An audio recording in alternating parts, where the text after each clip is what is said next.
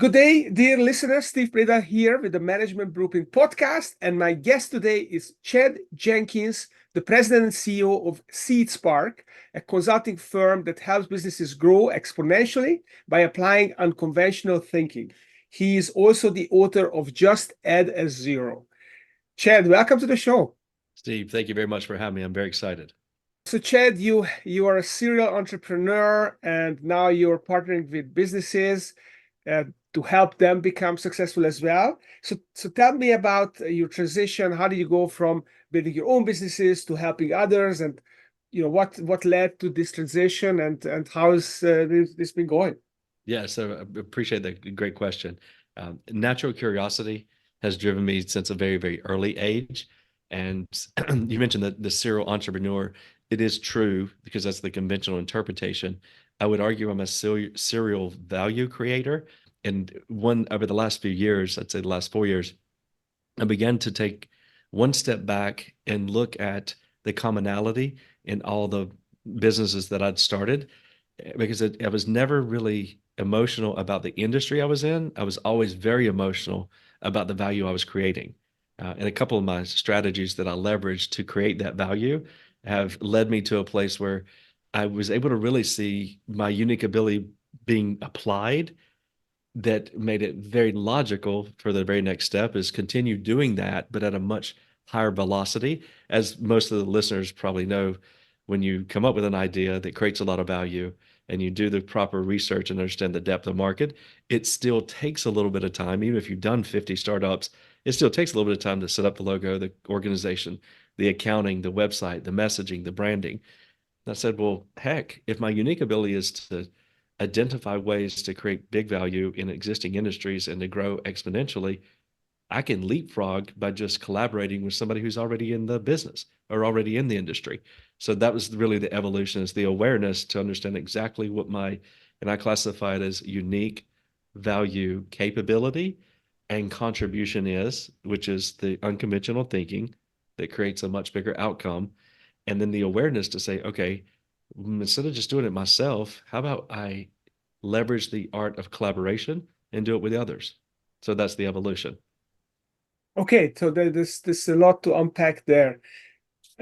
So you talk about your unique ability, and obviously Dan Sullivan Yes. talks a lot about unique ability, and it's something that where you add the most value in, and that how you can focus on that. Yes, sir. So tell me a little bit about your unique ability and what it is, and is it the creating the collaboration, or is it something else? And then the next step is the collaboration, and then we'll talk about your collaboration framework as well. Yeah, I appreciate that. You're exactly right. Unique ability, which I invested time, effort, energy, and I mean, I am so appreciative to strategic coach and Dan Sullivan specifically, because the core concept of unique ability has been very empowering to me. The practical applicability of my unique ability is my unique value contribution.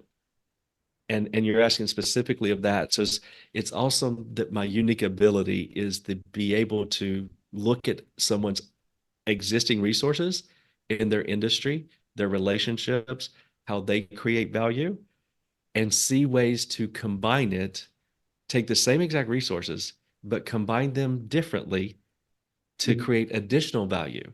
And for me, that is the core definition of collaboration.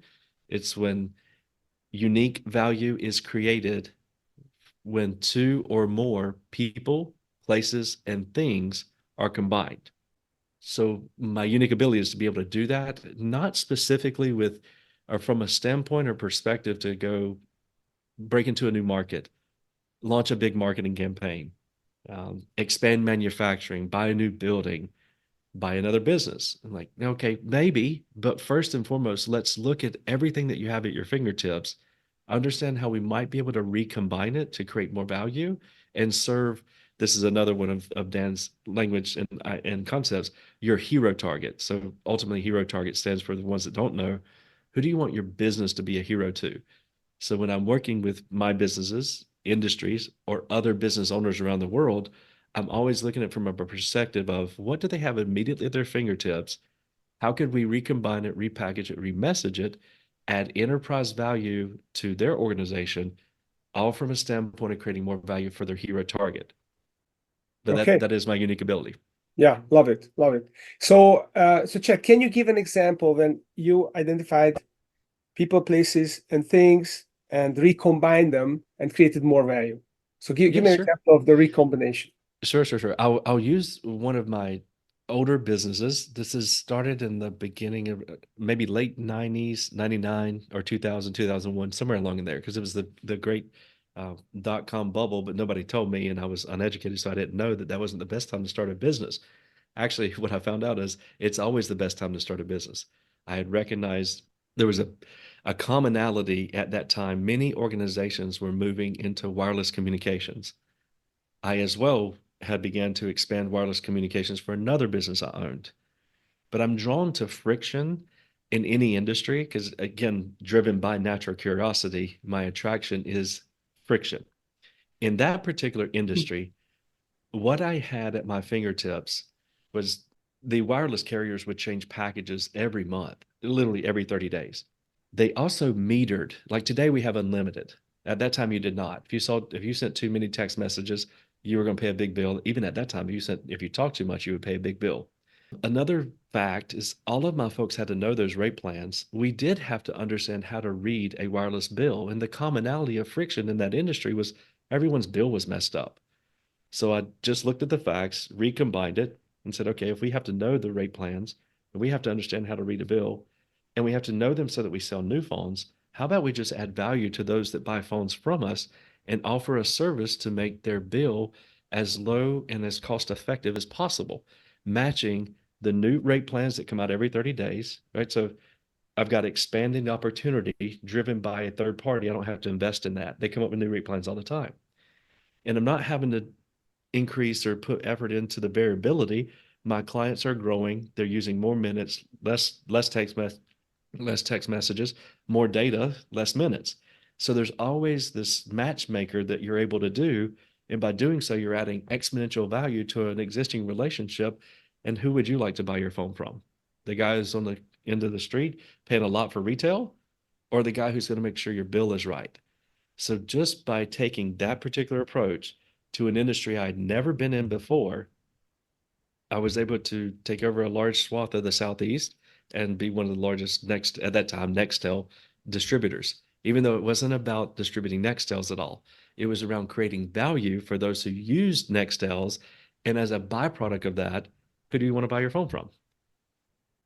So that's fascinating. So you basically help them choose the package, and then was that package rechosen every 30 days when new packages came As it out? needed to be. So in Yeah. one particular, there's a production home builder who I took care of their accounts across the entire Southeast. They were always adding people, taking away people. At the same time, the carriers are changing the rate plans to encourage net new subscribers. And I was in the middle playing matchmaker. Well, my staff was looking at the trending patterns of usage and then understanding what opportunities the carrier provides you. This happens today with your local internet provider. So let's say Spectrum, an example, they come out with a new plan, but you're on last year's plan. They don't pick up the phone and call you and tell you they'd be delighted for you to take advantage of this new plan. So I was providing that level of service and of course in-house customer service. So none of my clients called the carrier. They called someone who they knew their first name. Mhm. And they executed that, and we stood behind those changes to make sure that the monetary impact on their bill was actually what they realized. If they didn't, it was on us. We had, of course, a guarantee. Mhm. Saved millions upon millions of dollars for those clients and became a $20 million recurring business, which I'm known for recurring businesses. I really Awesome. like them. Yeah. Awesome. So that's a really good service. So people are always paying the lowest possible bills and without having to monitor it themselves and making the administrative hassle of moving themselves to a different package. That sounds pretty cool. So let's talk a little bit about the framework that we discussed before this pre-call, which I like because it's a very simple framework and it was also applicable apparently to all kinds of businesses. So Yes. coded a before after collaboration framework. So can you talk about how that works and how to discover those So collaboration opportunities that exist in businesses in a systematic way? indeed. So we spoke previously about my simplified definition of collaboration. One, I'd love it if anyone would ever be able to tell me how anything in the future doesn't involve collaboration. Literally all future involves collaboration. So with that fundamental understanding and this very simplified definition, we want to make it operational. Now I'll go over that definition once again. So it's the unique value that's created from the combination of people, places, or things, at least two or more.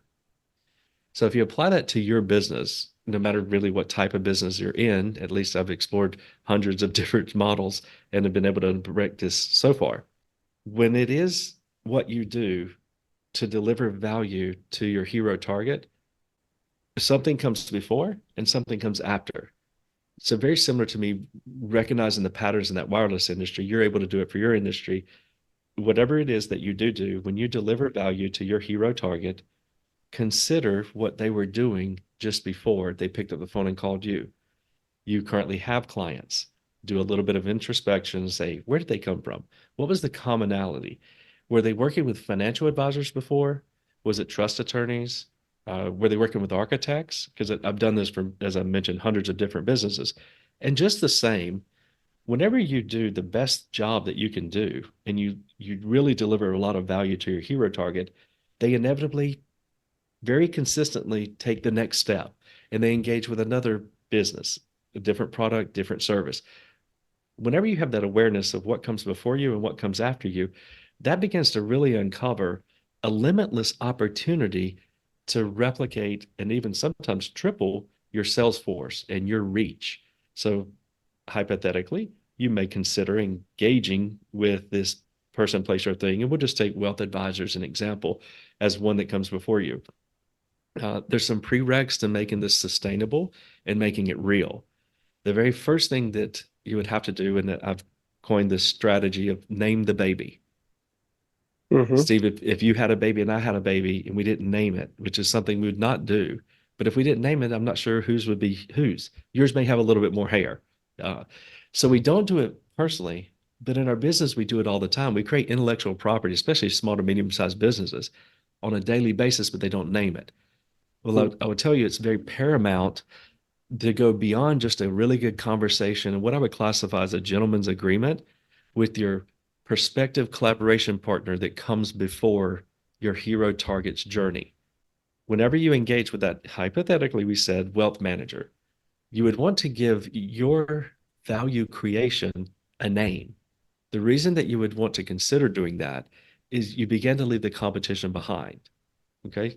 So one fundamental rule, and we've already kind of validated the fundamental rule, is you have to have the same hero target.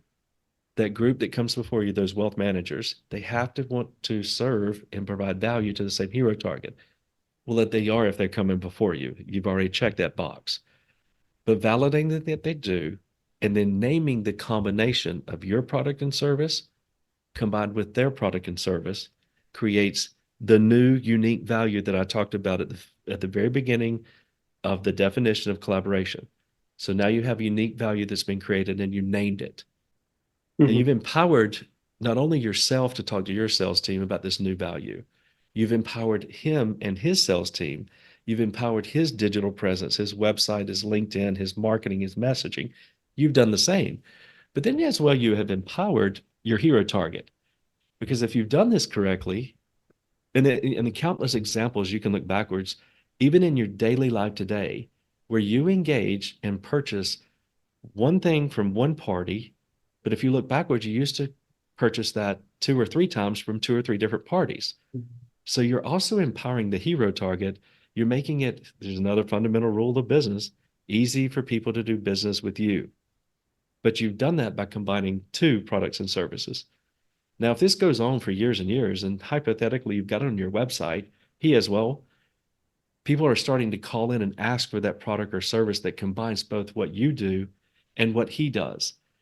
Keeping in mind, I did not say you had to do anything different. I've said that specifically 2 or 3 times now. He did not have to change what he does, nor did you.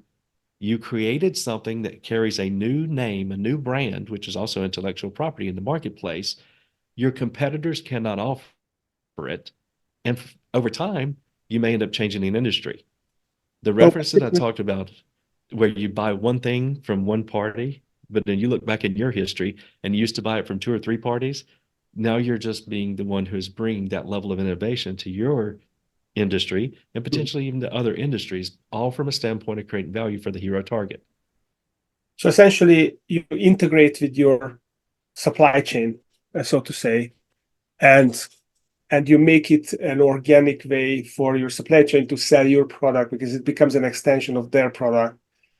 And I like the way that you put that. You've integrated your hero target's value chain.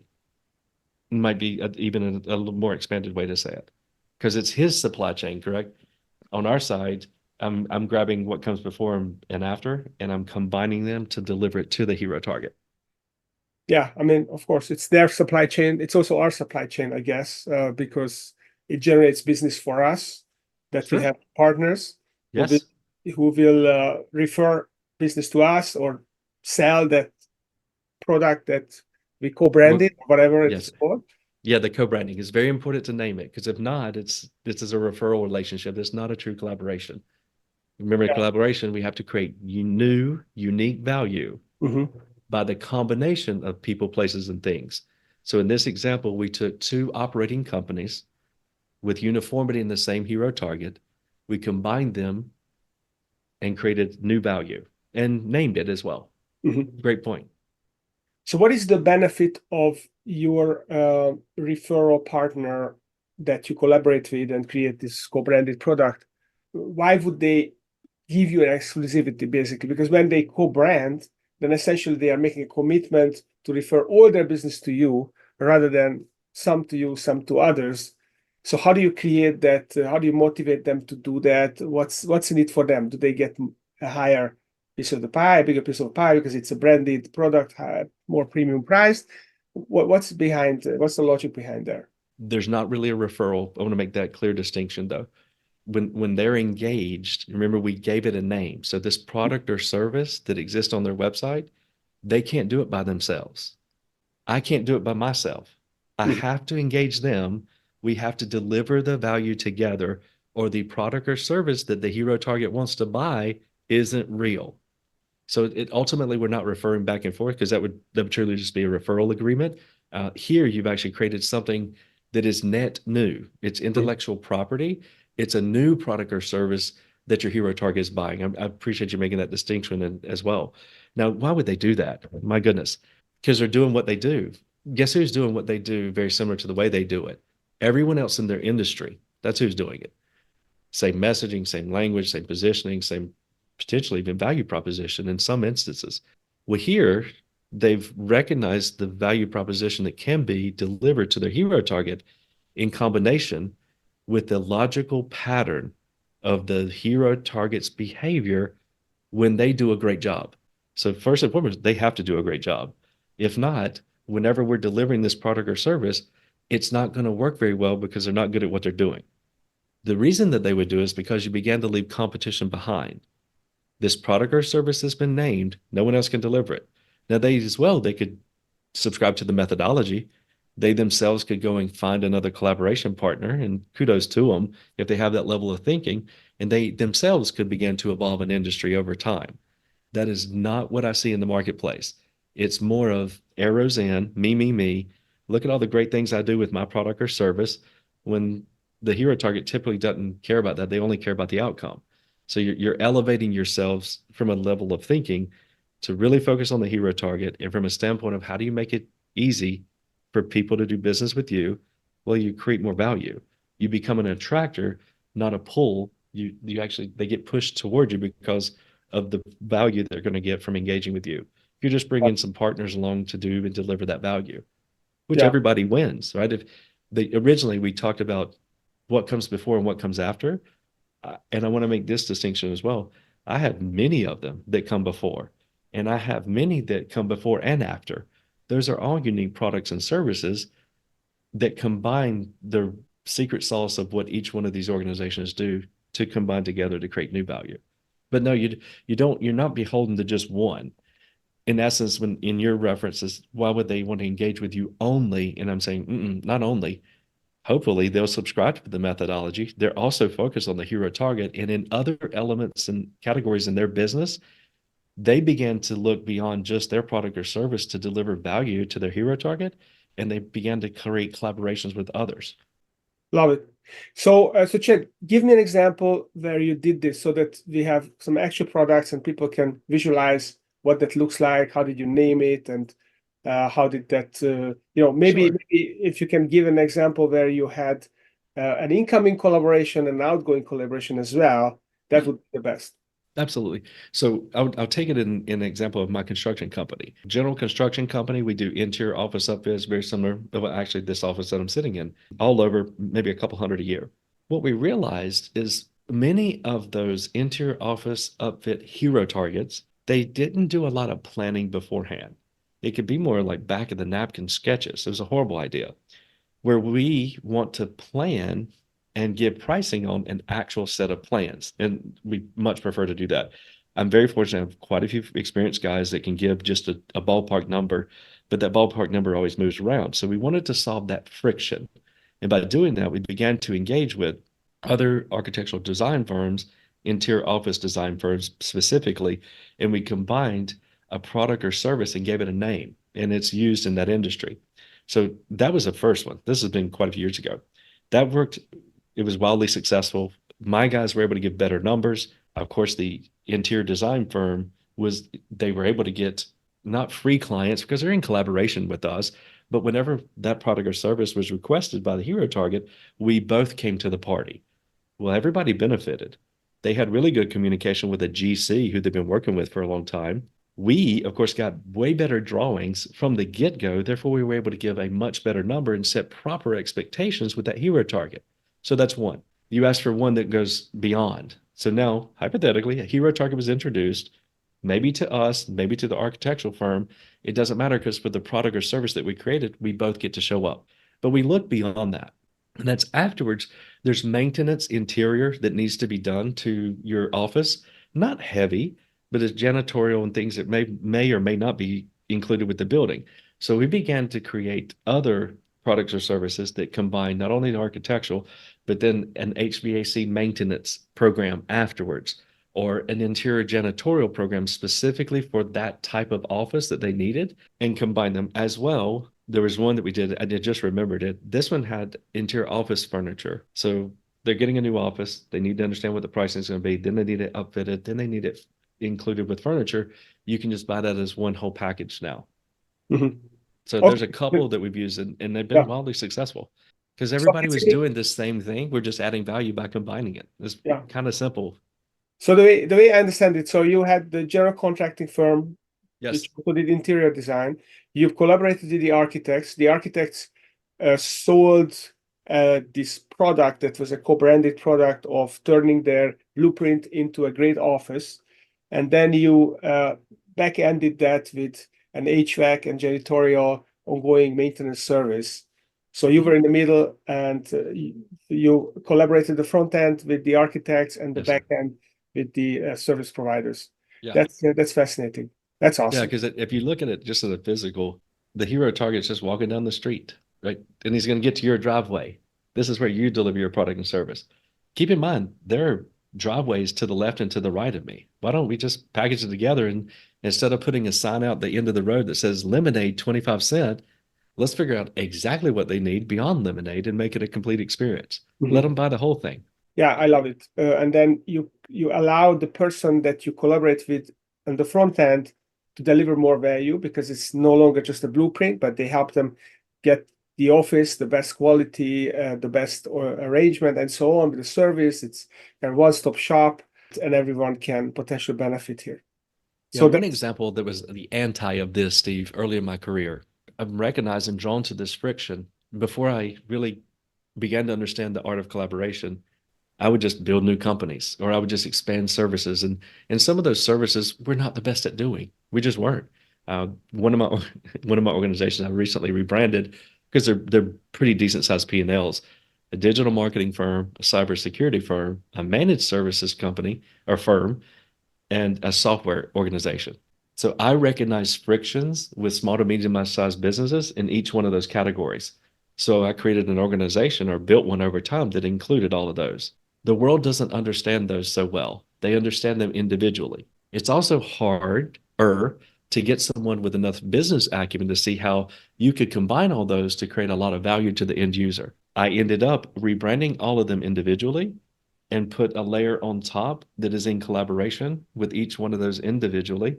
And now, if you want to get the value of the combination of all four of those delivered, you engage with this new product or service. Love So, it. Oh, yes, sir. that's bonding.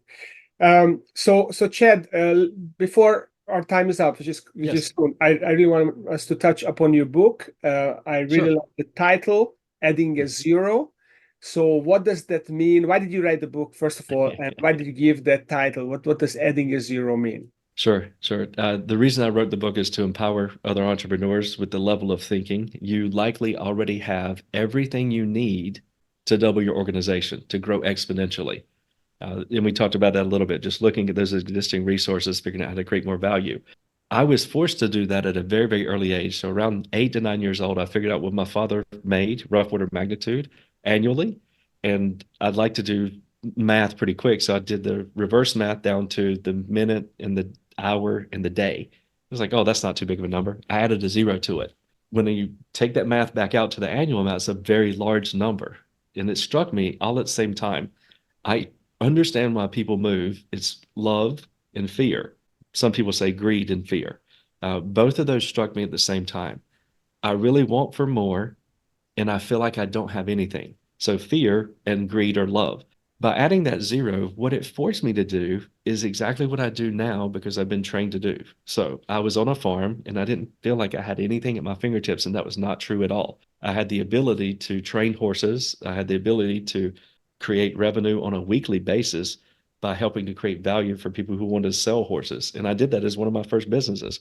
Then next, I created a landscape company because I did live on a farm. I had a tractor, I had a trailer, I had a truck, and I had driver's license at 15. Thank you for the state of South Carolina. That became my first landscaping company. So even in our earlier conversation today, you're seeing it much more mature than when I was 8 years old, but I'm doing the exact same thing. How do we create value out of what is at our immediate fingertips? And one reason that I named the title of the book that is because I did it in practice, and doing it in practice made me elevate to this level of thinking. It forced me to look at things a little bit differently, and I would like to empower other entrepreneurs to be able to do the same thing so that they also can grow exponentially with what they already have at their fingertips. So you told me there are two ways of adding a zero. You can add this Yes. at the back or in the front. So what does that mean? Yeah, I appreciate that. So when I talk about really changing the way that you look at things, most people gravitate, of course, to adding the zero at the back. It was $10 million a year. I want to go to 100 million. I made a million. Now I want to make 10. It's a very logical way to approach it. But I'll give an example. And this is one not too long ago that I was helping an organization with. And they had 10 sales professionals in their organization. You could look at the numbers, and six were really toting the mail or really producing, four were not so much. So in this leadership meeting, they were saying, "Oh, what can we do with these four? We need to just get rid of them. What are we going to do? What are we going to?" I said, "Hey, why don't we just add a zero to the front? You have 10 today. How do we create the real questions? We got all this brain power around the room. Let's ask some questions to create some bigger outcomes. Add the zero to the front. So instead of having 10, how do we reach our goals or surpass our goals by having one sales professional? What would have to happen?" Adding it to the front sometimes I found is even more beneficial than adding it to the back. Like as I mentioned earlier, adding to the back is very conventional. You add it to the front and just let it sit there for a second and see what happens in the room with your leadership team. Now, sometimes this will happen. The first guy will just blab out how many different reasons there is that we would never be able to do that. And that's okay. I study a lot on trying to and research how to figure out how to leverage the way your brain works. So in this example, what if we just got onto one sales professional? Oh, everybody freaks out. Grab the whiteboard, start writing it down. Here's the reasons that can't ever be true. And I would say, write them on the left side of the whiteboard and write them as bullet points. And then right after that, also in the spirit of leveraging the way your brain works, write the power of unless. And then restate it and then say unless and let the folks around the room fill it out again.